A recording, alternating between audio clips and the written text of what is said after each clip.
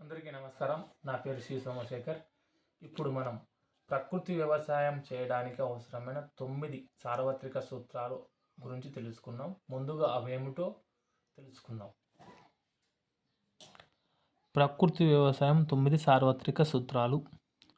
అందులో ఒకటి, 365 రోజులు నేలను పంటలతో కప్పి ఉంచడం. రెండవది పంటల వైవిధ్యం.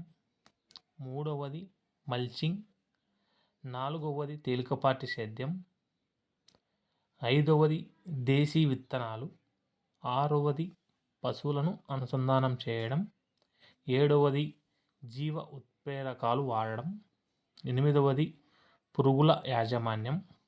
తొమ్మిదవది రసాయనిక పురుగు మందులు వాడకపోవడం.